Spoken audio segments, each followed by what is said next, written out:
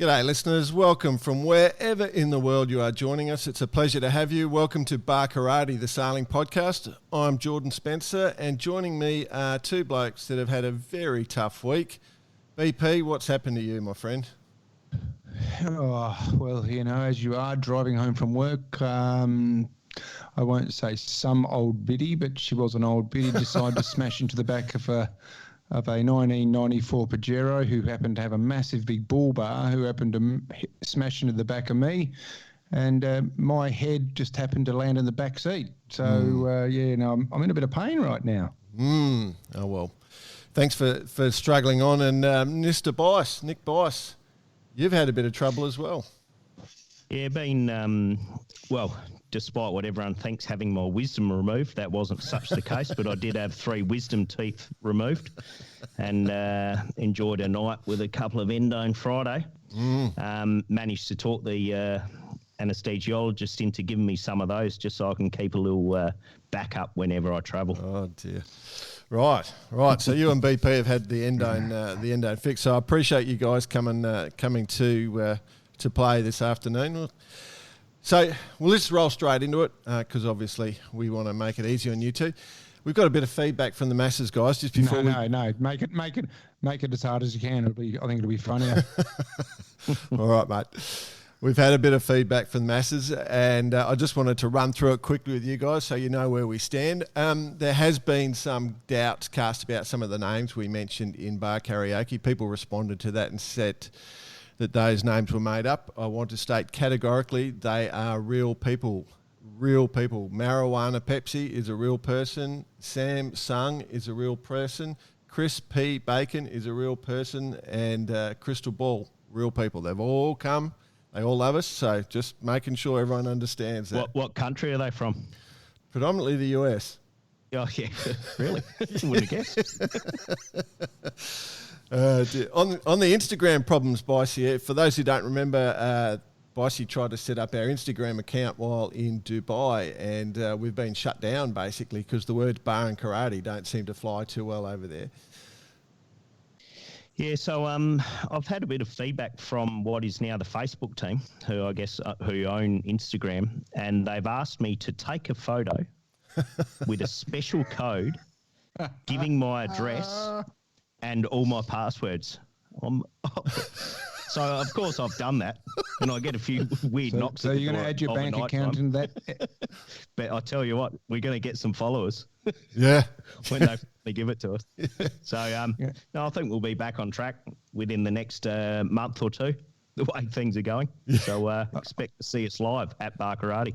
Well, I'm sorry, I didn't get a response then. You're going to add your bank account details into that as well, or? Yeah, and apparently they had some African cousins who were like, apparently I'm related to an African prince as well. So anyway, yeah, we'll see how we go. Yeah, good luck. Hey, Bossy, remember last year we were in Sardinia, we're having dinner, and this glamour couple walked in and ended up sitting next to us, Bianca Chi and her husband Simon Chalmers. Do you remember them? Yeah. Yeah, we had I remember kicking you under the table just because you had your back to them, and literally, well, I wasn't actually saying it under my breath because we're in Italy, and thought no one would really understand us anyway. A couple of broad Aussies, and saying, "Holy crap! Check this out! What's about to walk in?" Yeah. It was very special, and they ended up being sat right next to us, and it turned out. She's actually quite a big deal, what we'd call an Instagram influencer, and we became friends basically. And she heard our podcast last week and the problems with Instagram, and she suggests that we may have forgotten to do some key important things to get our Instagram online. We needed some basic photos. We forgot to put a photo of a girl in a G-string bikini, photographed from behind, looking at a beach of azure water. She said we forgot a photo of our feet in an open flap of a tent on a hill overlooking an ocean or mountain vista. We forgot to get a photo of a woman sitting cross-legged in the middle of an isolated road in a forest on a misty day. We forgot to get a photo of a woman in a canoe on a still lake shot from behind on a misty day.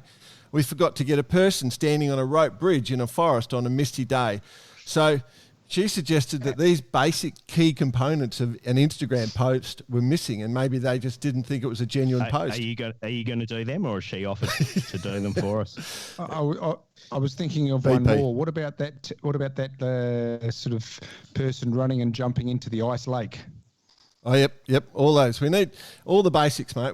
So that could be our problem. So we'll go down and do those. We'll get BP to be the photo, the person we photograph. So get your G-string out, BP. But do it all together. G-string, Misty, land on a frozen lake might fix your neck up, BP. There you go. Oh, I'll tell you what, my neck. I tell you, I don't think it would handle a land on a ice lake. Mind you, if I was in a leopard skin mankini, it might be all right. Oh dear. If you want to check out Bianca Chi, it's Bianca Mate. She's a lovely lady. Bossy, the Ginga Challenge. You've been copping some grief this week. Yeah, well, as was the Ginga Challenge copping some grief last week for being cited for racism with all the baldies and the brunettes and the blondes. It seems I've come under my own fire. Yeah. And caused somewhat of a Bice versus Ginga type showdown. And I've been inundated with all my Ginga mates. Well, you were one of those. You were one of those blokes at school that picked on us. You know that, don't you? Oh yeah. Well, they've been thinking I'm a bit harsh, and from this, we've certainly found the patron of the team who actually gave me the most crap about the whole thing. And many of us who from sailing circles would know him, Mr. Jack Lloyd. Although he would be the patron of the Baldies and the Redheads, he is the biggest Ginga Challenge fan of all. And he is looking forward to leading the Ginga Challenge. We do. So I'll shout out to Jack. He's a good friend of the show. He's a good friend. Former race director. That awkward moment when you make a redhead joke and all the redheads are listening. Yeah, he is the former race director of the Volvo Ocean Race. Stubborn friends. So, whilst it seems I'm under attack, I'm going to support it the whole way. And next thing I've got to befriend the biggest Ginga I can find and just hide behind him somehow. And just to make it worse, mate, I did reach out to the Ginger Society just to see if we could get the masses fired up for you, but it's no response at all from them. Changed my approach based on recent feedback. Yeah, cool.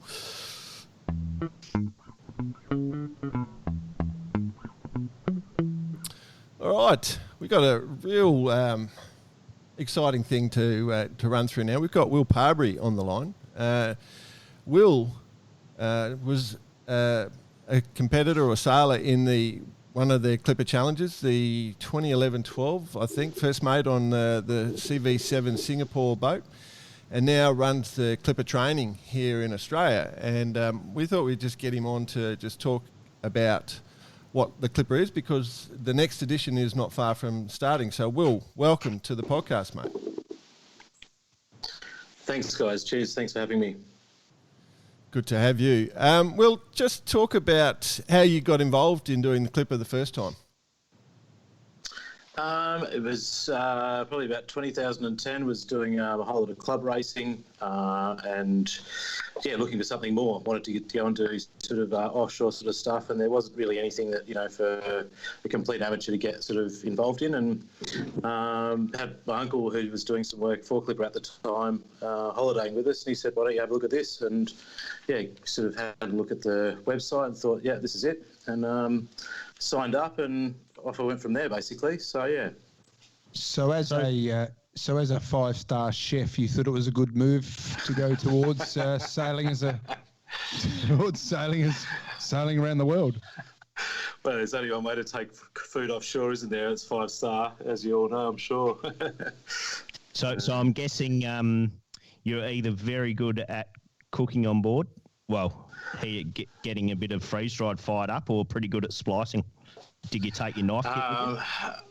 I'm getting better at both of them, but the whole sort of the whole food thing is head offshore, as I think is a really well established is magnesium and hot water. It's like it doesn't really make a great meal, and the splicing side, it's fun, but the food side of things is going to be just pretty average whichever way you go. So, well, when you first went offshore, so you go through a training program before you can go to sea. So, but when you actually got going, your first rough night, what did you go through? Any like second thoughts sort of thing, or was it just the best experience of your life? To be honest, it's like, the start of the Clipper races is probably the highest sort of stressful sort of time you're going to have. You're with a group of guys that have done, sort of 3 or 4 weeks training. Some of them have been doing some sailing, some of them have done a lot of sailing. But that sort of first leg usually is the one where everybody's getting their legs underneath them and really just putting the boat down sort of towards the next place that you're supposed to be going to. And it's a bit of a struggle sort of for the first probably month or so. Yeah. Yeah. Did you obviously, it can get pretty tough out there. Did you ever have to make any real tough calls, like to get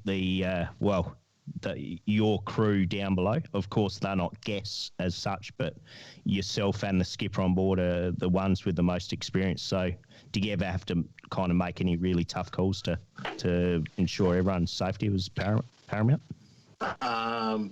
To be honest, Bossy, I was a paying punter in the first sort of the 11-12 race. I was still a paying punter, so I was one of the crew. And there was there were times where things got heated up. Sort of big kite wraps, and we lost our steering. I think going just after the verties. There was plenty of challenging moments there. But I think one thing I'd definitely say for Clipper is that all the actions on when there's something going wrong, it's like that's usually been well drilled in and well trained. We do focus a lot on that. Yeah. So, because here in Australia now, there's a couple of Clipper boats that people can train on before they do, and you're in charge of that, as I understand. Is that right? That's correct. Yeah. So, what's the training program? So, how does it work? So basically, people sign up, they're interested, and then after that, we've got basically a 4-week program, 3 weeks we can. Oh no! You've just dropped out on us, Will. Oh, technology. Getting to the punchline as well. All right, we'll see if we can get Will back. Let's see what's going on there. Oh, Will, you back to us, mate? Sorry, just cut out for some reason. Just answer that question again, mate. We covered off. Yeah, so there's 3 weeks training that we carry out in Australia, and basically on that it's like we've got roughly the percentages are about 40% of people haven't been sailing before, so taking them from welcome, this is a 68-foot boat, lots of load and the safety side of things, all the briefings and things, and then out we go. So level 2 is usually sea safety survival orientated, and then sort of level 2 is introducing spinnakers and on from there. So I guess, how many times have you done it? You just did it the one time when you were paying? Is that right? Correct. Yeah. So I guess what I'm intrigued is I got this view that you're probably going to get out there with complete beginners who just shine and experienced people who just freak out, sort of thing. Like it's the kind of the opposite of what you expect sometimes. Yeah, you'll see, sort of the 6'8" gorillas who cover, in seasick in, sort of within less than 24 hours. And then you've got this 4-foot midget who's just, having a great time. And you go, I never would have picked that either. It's very true.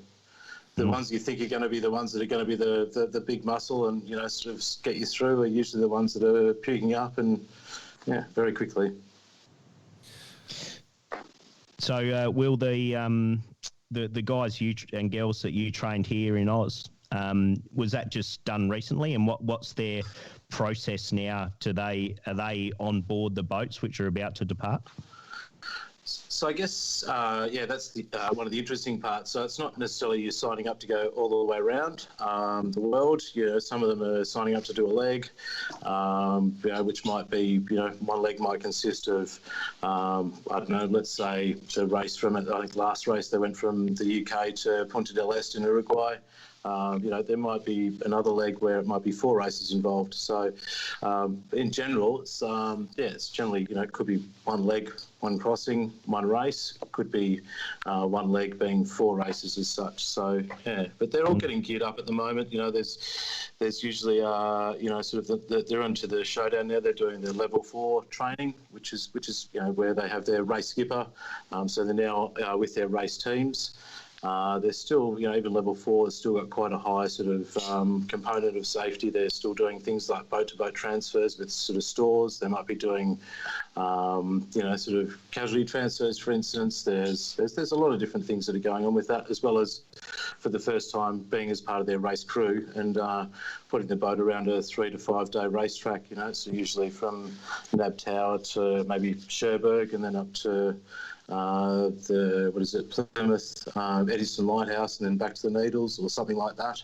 So it's a reasonable sort of, throwdown for them. And then the skippers are also putting they might be doing 4 or 5 level 4s to work out who they're going to be their watch leaders and things like that, and various other things as far as their engineers or, sort of the way the boat's going to run. Yeah, cool. Will, do you think that these guys actually know what they're getting into when they get on these boats? Yeah, I do. And I think there's a very simple thing. I mean, if you went down to buy a car, it doesn't matter which car you're going to buy, you're probably going to do some research if you're going to go and buy a new car. These guys aren't rocking up going, hang on, I think we might go for a little yacht today. It's they're putting, sort of their... they're putting their whole lives on hold. Potentially, the Round the Worlders might be 18 months sort of program for them to go, right, I've got to pack up house and home. I've got to go and, sort of get all this compliance and sort of things done. I've got to make sure the wife and kids, if they've got them, are all good. And then it's off for the whole jaunt as well. So there's a hell of a lot of homework goes in. I mean, I can speak from experience. I sold my house to go and do it. So I'm, I put my balls and all on the line. And yeah. Oh, bravo to you. Now, so how much does it cost? What, for a leg or for the whole either lot? or, leg or whole race? Yeah, so you're not going to get much change out of, I think, 40 to 50,000 pounds if you want to go the whole way around. Yep, makes sense. So, it's definitely a life move, isn't it? Yeah, I think on that as well. Is that in beer? Is that in beer at the end of training, or is that just the actual racing? No, I think the beer's on top of that, BP. The spending money's high. Yeah, absolutely. So it obviously you were a 5-star chef beforehand. Now you work training sailors and doing some rigging. So it's changed your life by the looks of it.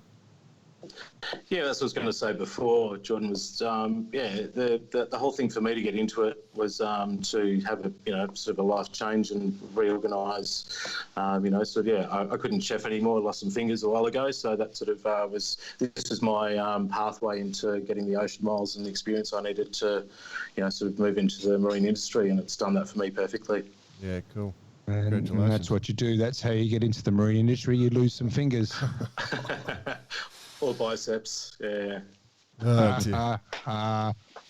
Cool.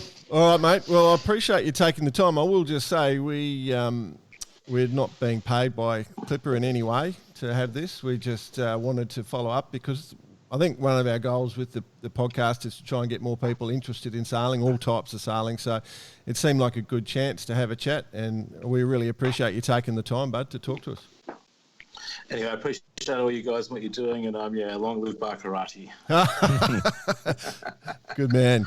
Good man. All right, see you, bud. Cheers, Will. Good story, mate.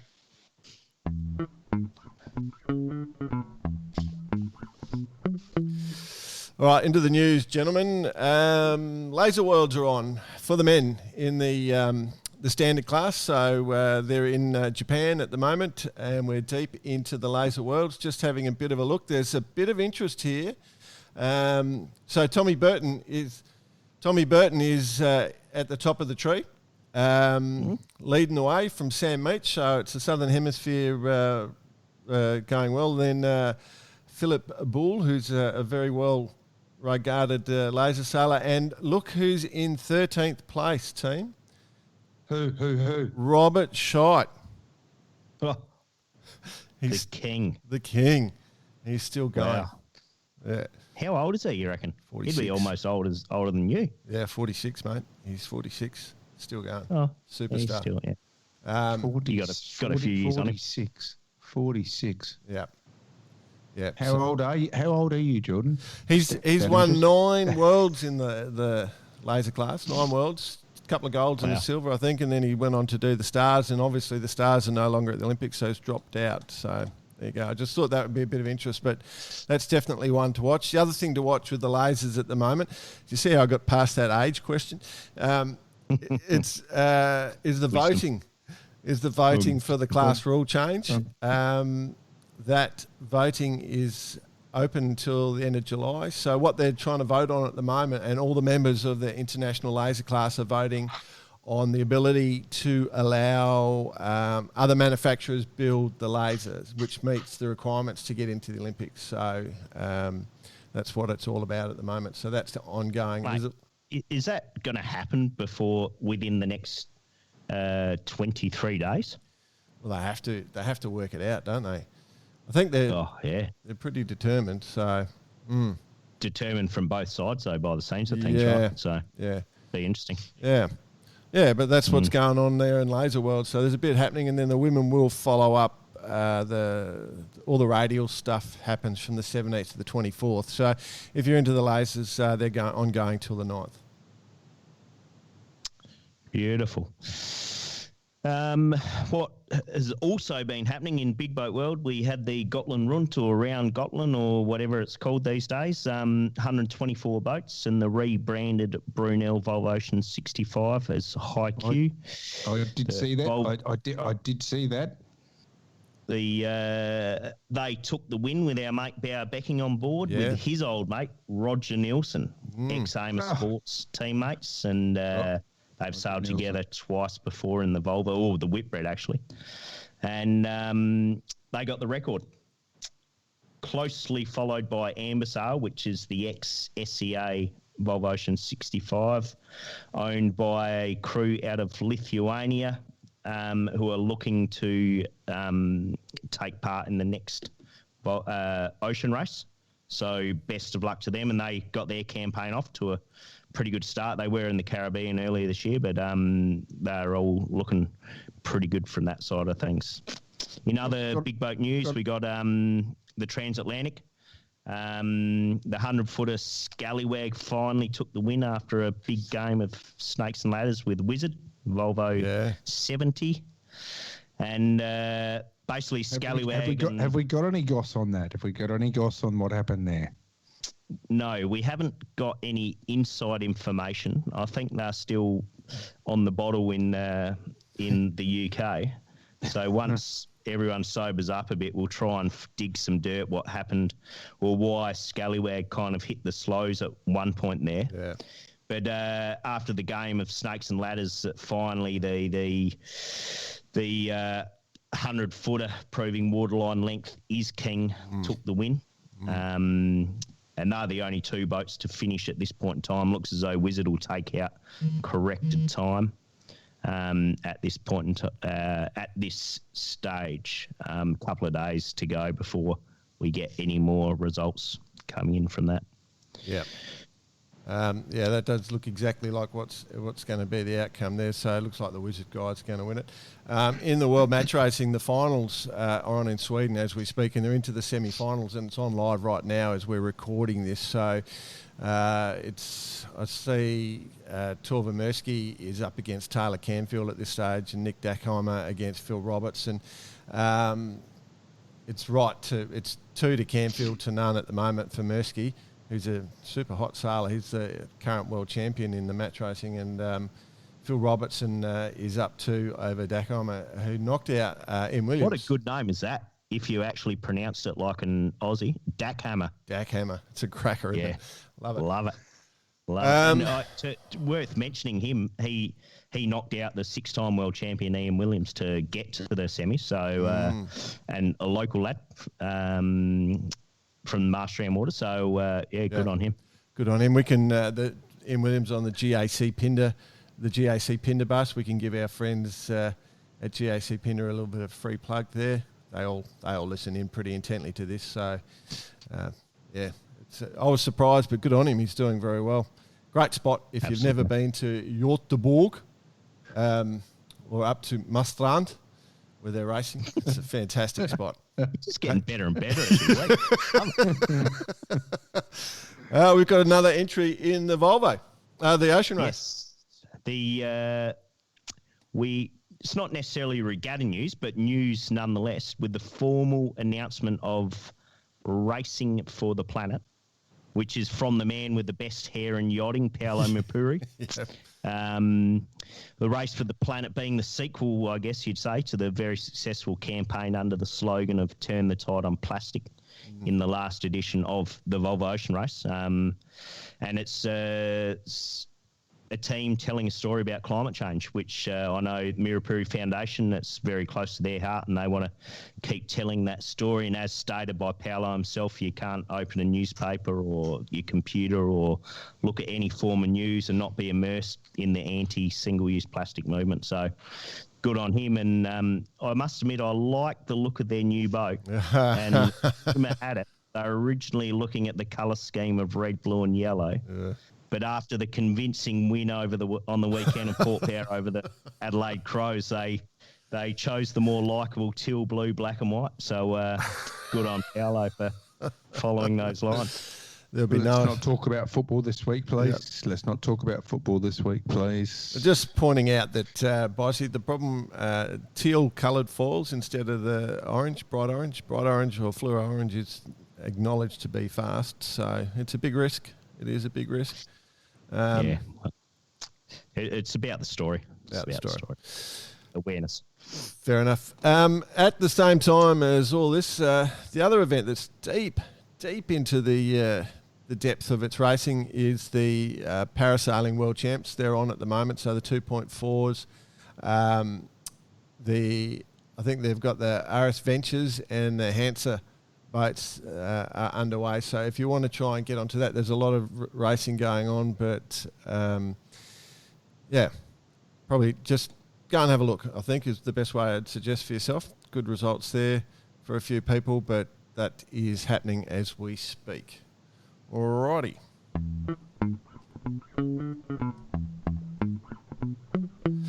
Right, guys, I want to have a quick discussion about the Old America's Cup. July 1st, they had all the challengers who are definitely going to go for it or had to say that they're going to go for it have put their hand up, and we're down to 4 challengers. Team, we've got Luna Rossa. What's the reality of that, you reckon, 4? The cost or the difficulty? Is that where you're going at? You're about to launch into it, I guess. Luna Rossa, Team New Zealand, Ineos, and the American Stars and Stripes. Mauritius. American Magic has put their hand up, and Stars and Stripes. Yep. Oh, yeah, sorry. Yep. So 4 challenges, yeah. Yep. So Mauritius aren't in? No, not this time around. Bugger. A bugger. So, I mean, there's 2... I'm not sure who's going to come out of this. I'm pretty sure... I've had a few conversations with the American teams, and they sound like they're pretty focused and funded. So, but we're not seeing... We're seeing a fair bit from American Magic. We're seeing a fair bit from Ineos. But that's it. That's all we're getting some real coverage from. A little bit from Luna Rossa, but I'm intrigued. Do we think that's too small a number? I don't think it matters.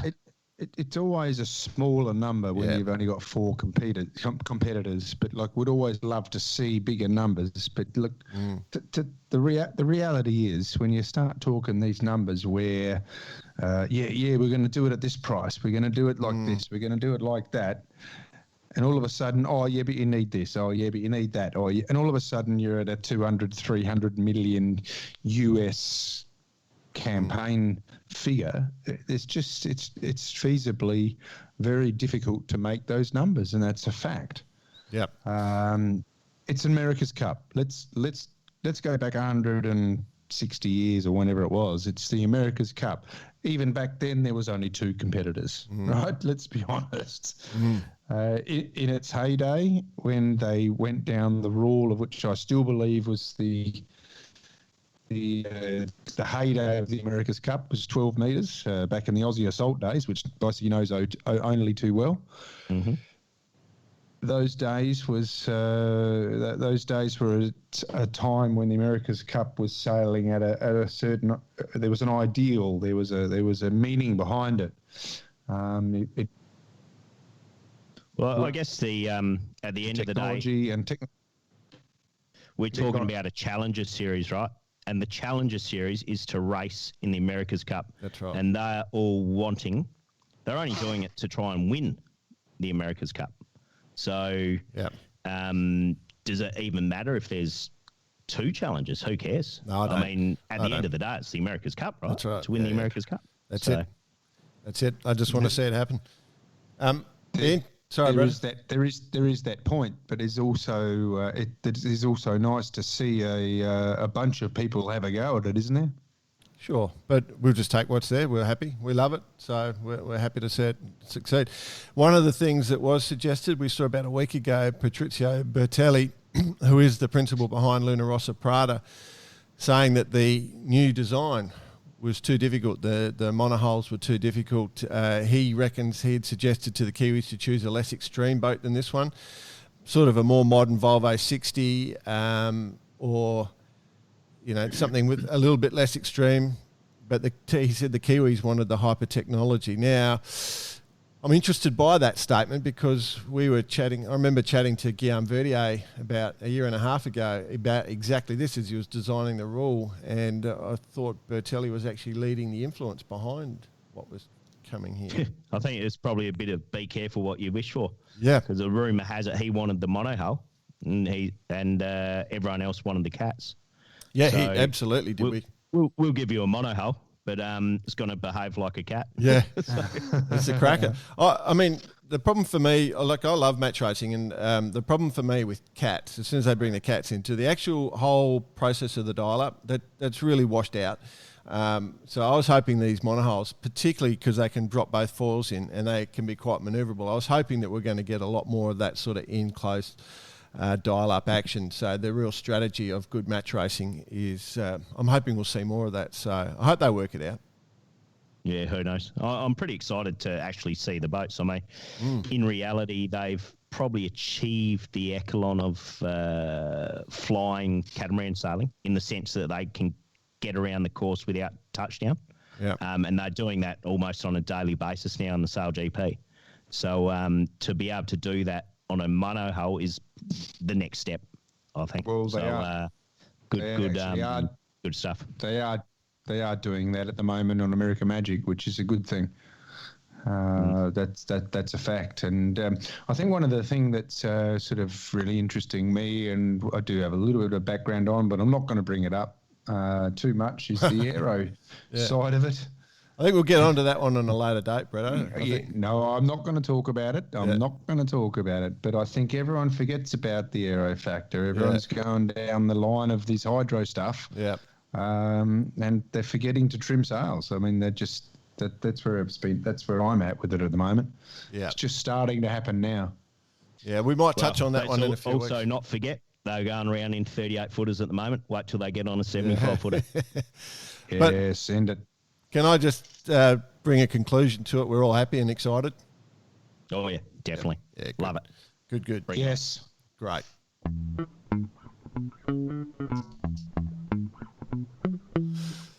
So that was just a bit of discussion. Let's get on to a bit of debate. VP, I saw through the week.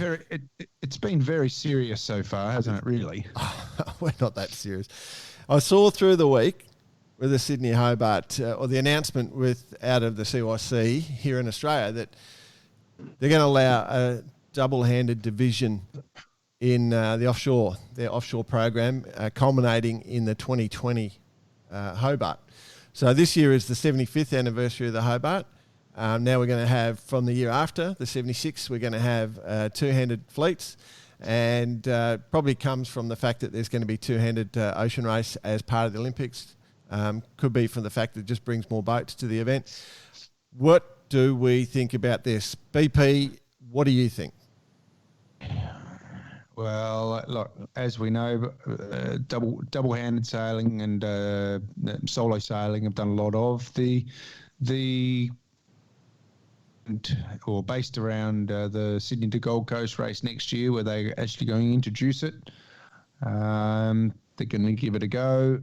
My own is that they form some sort of alliance with the European side of things, where they get involved with the Class 40, and they actually sort of, work together to actually have these styles of boats. Otherwise, what we're going to end up with is, the average boat, which is fine, racing two-handed down to Hobart, which means not a single thing in the world of yacht racing. Now, it's great for a class to have a double-handed class. So I'm all for that. I'm not against that. But what I would love to see is for these bigger teams to say, hey, let's go and do this race.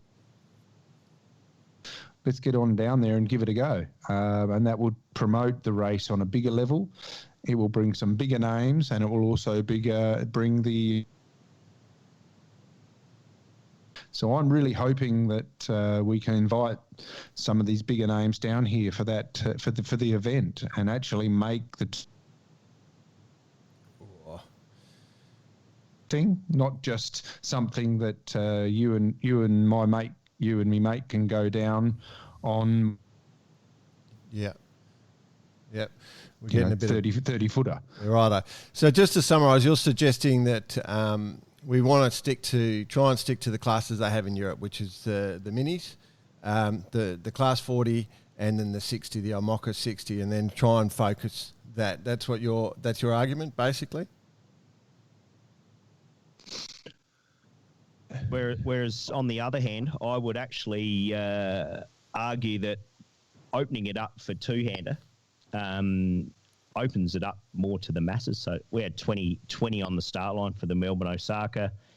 Almost every keelboat club has some sort of a two-handed series. A lot of people in their club, that's actually what they live for. But what they haven't been able to do is compete in some of the big races, and now that gives them the opportunity to actually be able to do that. So I'm actually looking forward to seeing whatever it is, whether it's an Adams 10 or a TP52, or myself and Pato on Concubine will be able to buy it in a year or so and be able to do that. But I reckon it's very cool. Absolutely. So just turn up with what you've got, and just by definition, being two-handed, get out there and have a go. I can see where Brett's passion is. He wants to. For sure. He's looking at the pinnacle and trying to create a pathway, is I guess what he's trying to say. And but you're saying, well, just as long as people go and do it, then that's a start. I think naturally that pathway will kind of create itself anyway. And for sure, the echelon is, be it IMOCA or Class 40, whatever it is, but it takes those pathways to get there, and those pathways start with basically opening it up to whoever it wants to be. And maybe in 10 years' time, we could see many double-handed teams based out of Oz, but for the time being, probably not. Yeah. I know we're having a little bit of trouble with Brett, where, believe it or not, he's based in Sydney, and we seem to have the hardest trouble getting his link, so I'm not sure if he's still there. But I think there is a Class 40. John Bacon's got one down there, so he might start doing a couple of those events. I'm not sure if he's sold it or not, but yeah, good opportunity. Concise was for sale, the Class 40. Yep. Out of the UK. Yep. It's probably one of the quickest in the fleet. Yeah. Maybe that could be the start of the Ginga Challenge. The Ginga Challenge, yeah. Oh, good point. Never thought of going that way. I've actually thought that's a great idea, and so I was sort of thinking about maybe putting that together. Jordan, how would you feel about that? We'll see. I mean, I'm just happy. It's not about me. I'm trying to. I'm too old now. I'm too ugly. But you'd have to go offshore. Yeah. Yeah, it's no problem. It's no problem. But I think most people prefer it if I went offshore. Oh, dear. No, I guess what I'd like to take out of that little discussion is that it's a good thing regardless. It's great to see the double-handed fleet, It's good to see the CYC thinking, or CYCA thinking of opportunities. There's going to be 4 races. Hope it goes well. Looking forward to it. Geez, next thing you're allowed catamarans in the Sydney. Oh, I knew that was going to come up. We've got another point to debate, but I think we're all going to come out on the same side of this one. We've got an event being announced. This is funny because Bicey and I are actually talking about how this event would be a perfect thing to go on. We've got the 50th anniversary of the Whitbred Volvo coming up in 2023, and Don McIntyre has jumped in early and gone the Ocean Globe Race 2023. And it's going to be the same route as the original 73 Whitbred. So 27,000 nautical miles, 4 stops, Africa, Australasia somewhere, South America somewhere, in Europe. So he's got to do deals with all the stopovers. But the thing that he has said is that to enter the race, you will not be allowed to have any tech on the boat that is newer than 1973. So think about that. So that's everything. That is everything. That means no GPS. That means nothing to play CDs with. That means you will be using a sextant for navigation and paper charts. If you want to enter, your boat cannot be newer than a 1988 build, and it must be fiberglass, and it's got to fit into the size range of 47 foot to 66 foot length overall. Wire to rope halyards. Yeah, exactly. And the sails will be all some sort of ancient form of Dacron. Got to be Dacron. Yeah. Aluminium mast. The boats. I don't know about you guys. How do we feel about this? Well, I was thinking maybe we'll give Sid Fisher a call. He might have a few spare sets of fowlies kicking around. Oh, yeah. That he could lend to the competitors. Or are you allowed to go tech on that side? Yeah, well, that's a good question. Like, the argument was that I've got a couple of spare sou'westers here somewhere. Oh dear. It's a bit weird, isn't it? Because the argument when you listen to Don talk about it, he's saying, it gives everyone the opportunity to go to sea and it'll be really safe and so forth. I went back and looked through. I've been online and I looked at the second-hand market for boats around the world that fit this category, right? And not only do the boats have to be fiberglass and those lengths, they have to then be approved by the race organisation. And the only boat class that's approved at the moment is Swan. So I reckon there'll be a few Swan 65s. But I went and had a look at those boats. There's not much out there, right? There's bugger all, in all honesty. The other thing is they're narrow and low freeboard. Nothing about those boats makes me want to go to sea, especially with no technology since 88. Like, everything about that scares me. Yeah. What I was reading today, there's a couple of classes, and it seems as though it was just a few comments on Facebook, and it seems as though Don's quite open to a few things, and I forget the name escapes me right now, but opening it up to, it's definitely open to if the boat competed in one of the first 3 Whitbred races, right, it's eligible, but by reading between the lines, maybe he was looking at opening it up to other boats because, for example, Maiden, which is currently going around the world promoting their the documentary that was done, that's aluminium. So in theory, well, actually that was built that competed in 81, so that would be eligible, but none of the boats from the 80s would be eligible because they were probably aluminium or Kevlar. So Kevlar or aramid fibres? Seems as though they've just kind of missed something, missed an opportunity, to tell you the honest truth. I agree with you entirely. They've missed an opportunity. Like, why wouldn't you just allow any boat that's been in the race the chance to have a go? Just bring everyone out of the woodwork, because it is the 50th anniversary of the Whitbred Volvo. So wouldn't you just want to celebrate the fleets that are out there? What do you think, Bretto? What do you think, Bicey? Yeah, I know you will. What I think is it would be a no-brainer opening it up to existing boats that have competed in the race before. Then that actually lines up with the heritage. Yeah. Whether it's a Volvo 65, whether it's a 70, Volvo 60, Maxi, whatever it is. Swan 65. It's that would be the ultimate, and allow them to use technology. Technology exists. Technology is cheap. And so why not use it? Makes it safer. In so many ways, we just do not want to reduce the safety. The other thing is that I don't know that he's actually got any tie into the race management, so there's nothing to stop somebody else organising a competing event that's actually endorsed by the race or something along those lines. So, you know, I'm intrigued. This sort of came out of the blue, and we just happened to be talking about it. It's a good idea that week, wasn't it? It was just, we thought we were really clever, and he's already planned it. It was a little message. Oh, this would be a good idea. Do something like this, create something like this, and then next thing you know, Don's come through with the goods. All right, so we think, what's our conclusion there? I think they'll end up opening it up a bit, and because there'll be no choice. Yep. Will it drive up the second-hand market for pre-80s boats, pre-88 boats? For a Swan 65? Yeah. Oh, yeah. Yeah. Look, I'd much rather take a new Swan 65 around, I'll be honest. And just look at the difference. To Tahiti. Yeah, exactly. Brett, I'm not sure if we've lost you. We have technology problems. I'm back. Where do you think, my friend? I had a little bit of a breakdown, but I'm all back. Oh, good man. What do you think, bud? Where do you stand on it? Yeah, well, look, I think that having these events for these boats is wonderful.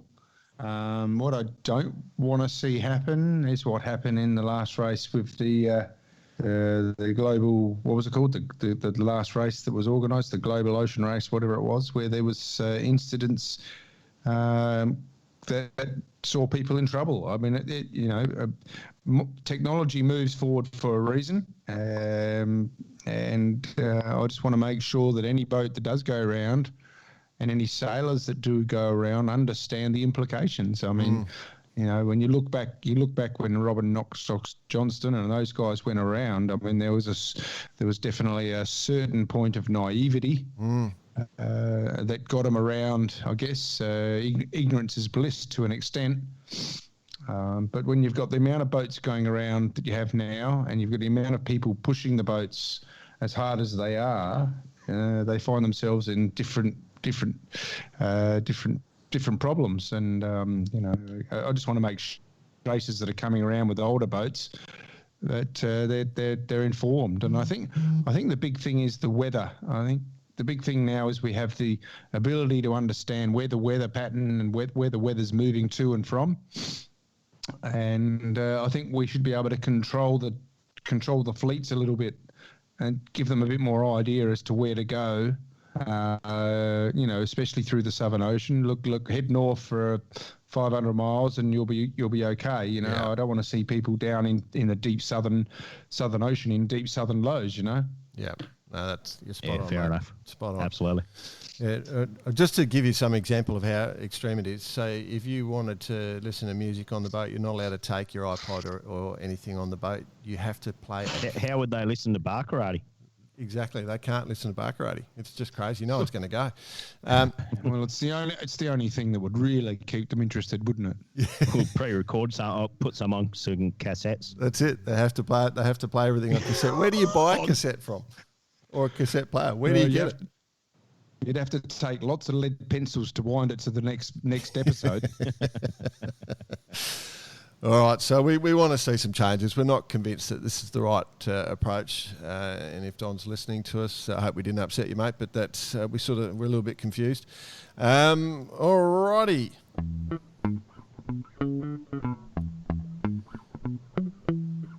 Remember, this podcast is all about you, listeners. So if there is anything you want to know, just reach out to us. If you do want to contact us, just follow us at this stage. Message us on Facebook, just leave a little post and we'll come back or we'll put it on the podcast for you. What to watch this week, BP? What's on your eyes, mate? Mate, I'm flat out at the moment getting ready for this Sydney to Gold Coast, to be honest. Yep.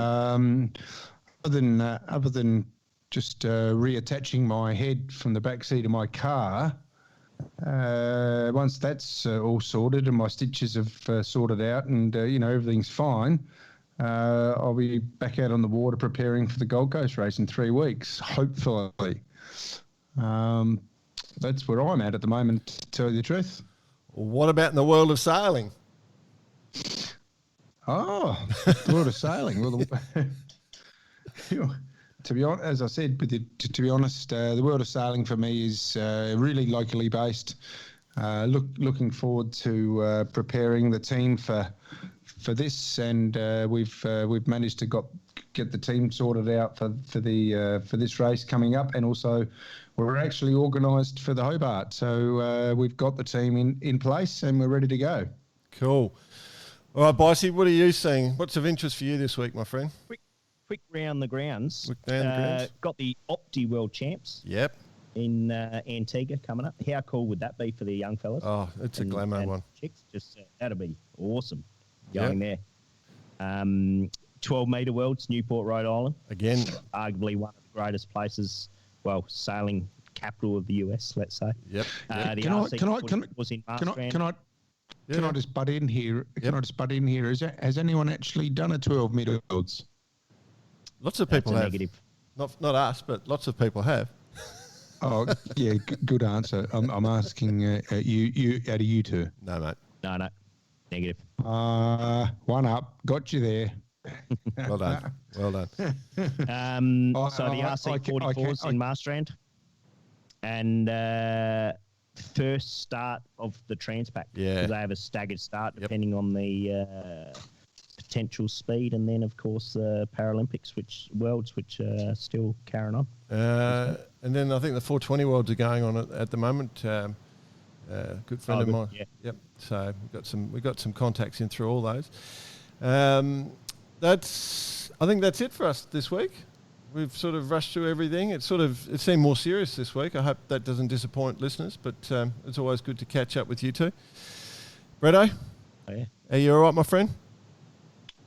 Well, yeah, I've got to say, having a little incident during the week, and I guess Bicey having his teeth pulled probably makes it a little bit of an interesting conversation for us. We'll be back on track next week, believe me. Right. Good man. Bicey? All good. And maybe I'll be sitting in the chair alongside you next week for next week's recording. Yeah, we're going to have a little bit of it. Maybe, hopefully, if that's the case, we'll do our first challenge, our first Barkarati challenge. That'll be great fun. So hopefully you enjoy this podcast. Next week will be even bigger and better, and we'll look forward to catching up with you then. See you later, everyone. Have a great week.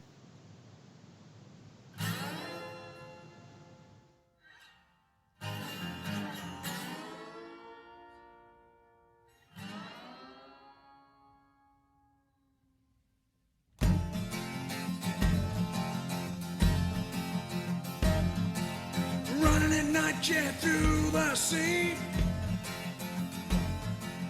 down the mountains roll a ladder me.